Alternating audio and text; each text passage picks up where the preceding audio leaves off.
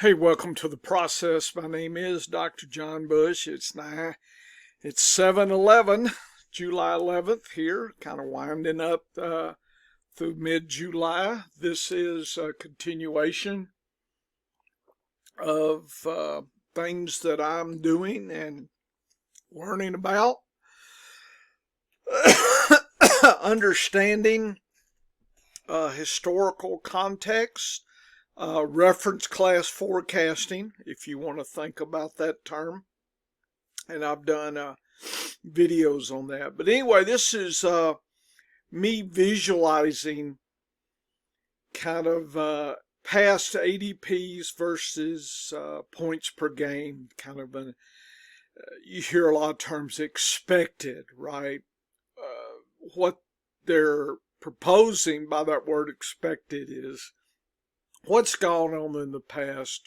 We hope that tells us about the future. I mean, regardless of what is said, myself included, that's where we have to start.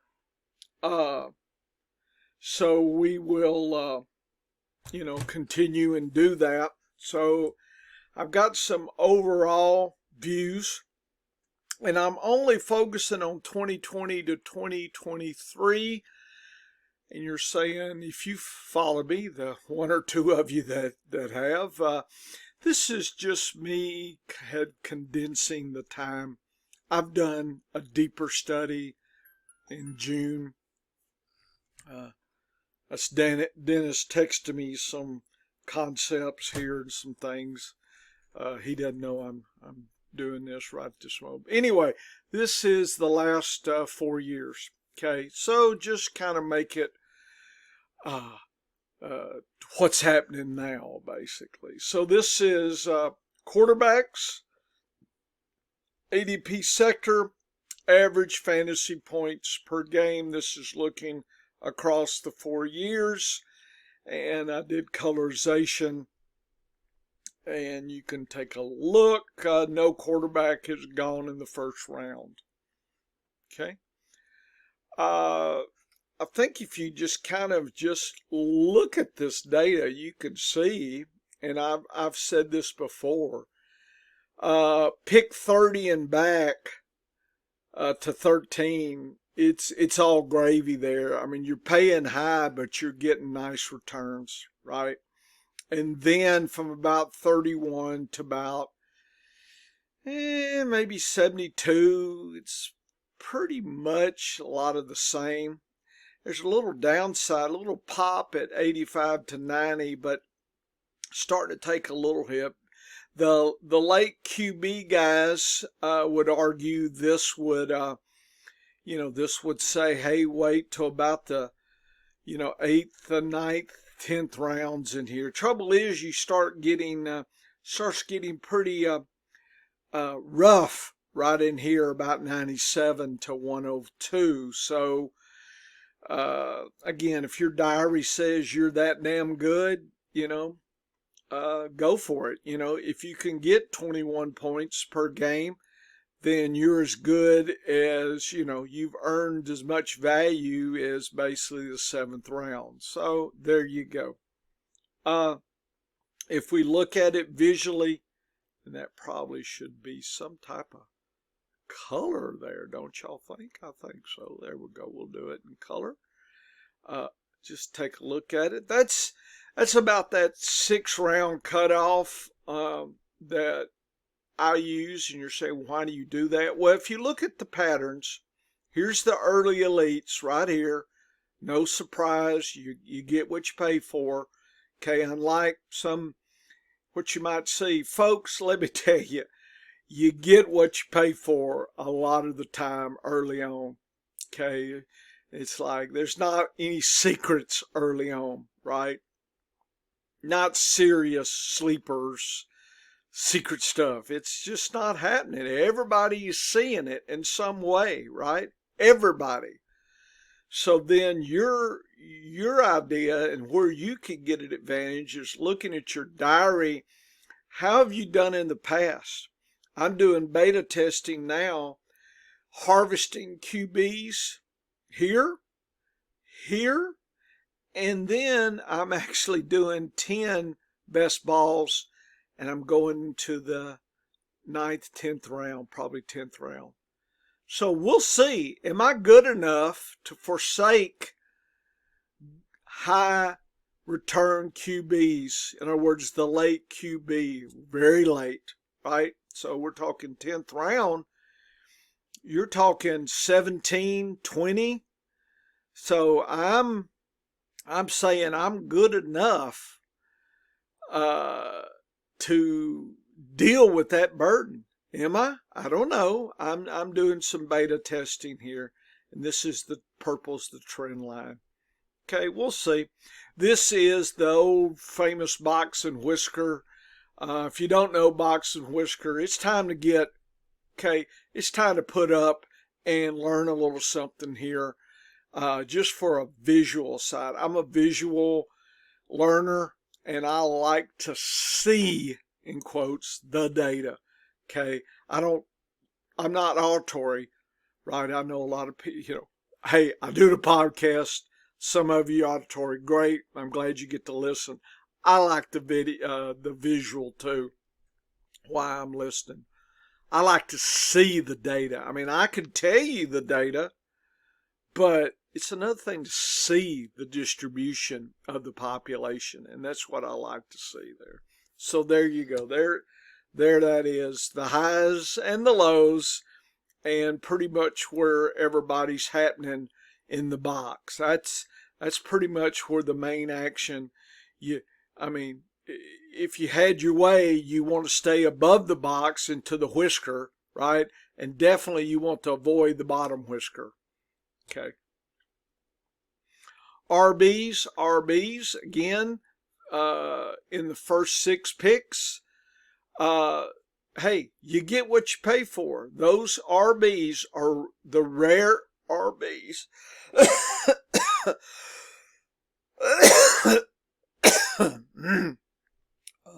Hate allergies. There. 20 points. So you're losing. Look at it in the first round. On average, if you miss the first 2 or 3 RBs, you're what's that? 16 times 5. What is that? 50, 80, 20%. You've lost 20% value right there. Can you imagine? Kind of like buying a new car. You've lost the value once you drive off the lot. Same thing there. I don't know if that's emphasized enough. That is overall average. What's your diary say? What's your diary say? Now, I will show you some good news. The good news, given the variation, that 19 to 24, you're getting 16.5. So some people might argue, and I could see this strategy, if my RB isn't here, I'm going WR. And people do that, and it's more for the safety than I think anything else. I've got some data that I'll circle around to that, but I think that's where people do that. The data says actually lean to the WRs and then try to pick up in the second round these RBs that will deliver here versus this. Look at it. You can actually get the same value with a round later. So that's collecting value here. I think that's the idea. Historically, there's been something going on about the 6th round or so, and that's been over multiple years. So I don't know if that's a transition to the risky or the variation or the rookies, but just that, again, you're saying, you mean how much data points do we have? In fantasy football, we don't have a high level of data points. Okay, so you're just going to have to live with the uncertainty. But that doesn't mean I ignore trends either. That's why I like my diary, to kind of try to, confirm that, especially over 2 or 3 years. It's that kind of working out. I'm just saying there's something there. So when you look at that something, I do stars here. Look at that. That's that second back half, second round. There's the star. There's that 6 rounds. Look. It's like nothing here, nothing there. Right here, something. You get a little kick right in here, 97 to 102. Okay, that's a 4 years of data. Okay, this needs to go up here a little bit. Yeah, okay. So there you go. So you can make some plans about when and where to take RBs based on some of this. This would argue you want to maybe collect one here. You might want to collect one there. You might want to collect one here. Kind of going with the flow.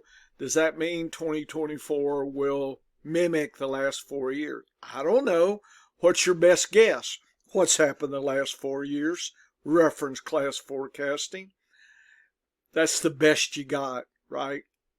Unless people have got other data streams and people that watch film and other kinds of metrics that, probably I'm not very good at or don't use, hey, they may have an advantage over all of us.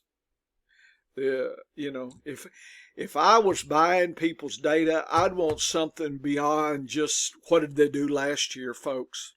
Really. I'd want, okay, we're doing things way different. We're doing things in a bold and different way. Dennis and I do that, Science of Fantasy. We're weekly forecasting. We're weekly value. That's different, folks. That is different. There's not a lot that do that. There's some, but we're actually testing 5 different metrics this year. I've talked about that, and we'll be continuing to talk about that. Okay, nobody's doing that. Okay, we're doing stuff that nobody's talking about. Okay,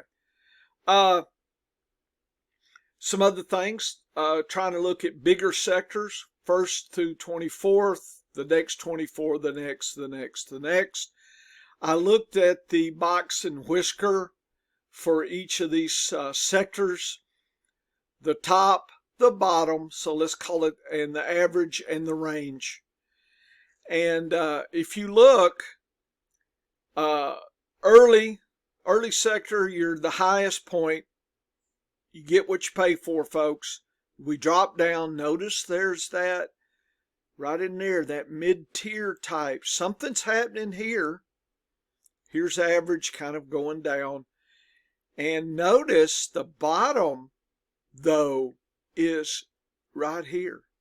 Notice that's also the top. So the biggest range is sitting 49.78. So I would argue there's our opportunity, because on average the public's picking and the failure rate is pretty high, but the success rate is good. So if you're damn good and have methods and judgment, and if you can stay there, your competition may be down here. You beat that curve. You beat them right there.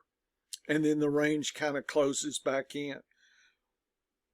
That's the reason I did this range, because I think the bigger the floor ceiling, the more opportunity we have using our thinking to beat my league mates. That's my idea. Notice at the end, where everybody's looking for sleepers, notice the range.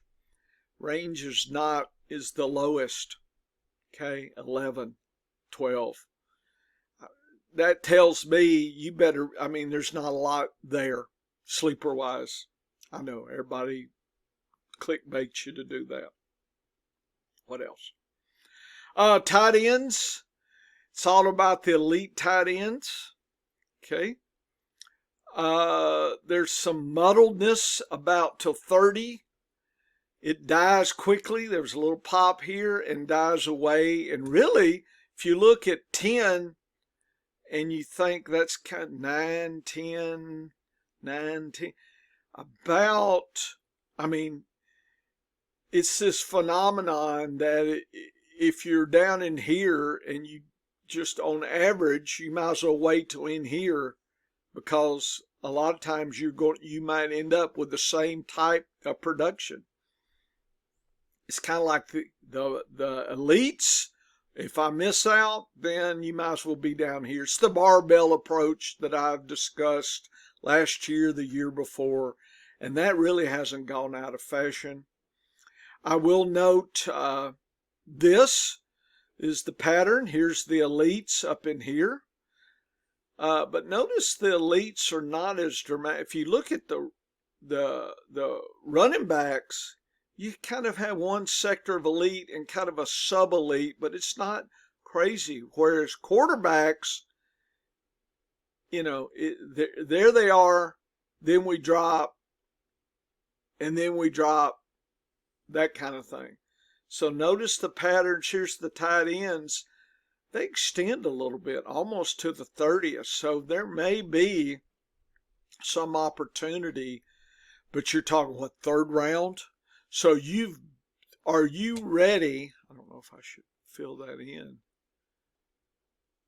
Probably shouldn't. No fill. Probably. Anyway,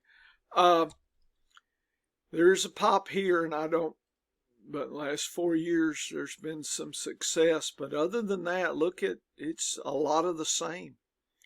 If you look at where the box is, I drew the orange lines. Not much difference, folks. This is kind of, I mean, a little more in here, but really, you know, up to about the 114, you're pretty much sampling the same weekly per game production. So if you're not, you know, in here, there's no use in not waiting down here. The barbell approach. WRs. And what did I do here? Oh, okay. Okay. Probably. Oh, I jumped ahead. Okay, here's WRs. You get what you pay for. Here's the safety factor. Here's the elites. If you notice the RBs in the first 6 picks are returning is good or better than the WRs. Notice the back half, the WRs deliver big time. So if you look at 1 to 12 in the 2 sectors, and you look at RBs 20 and 16, and notice here at 19 and 21.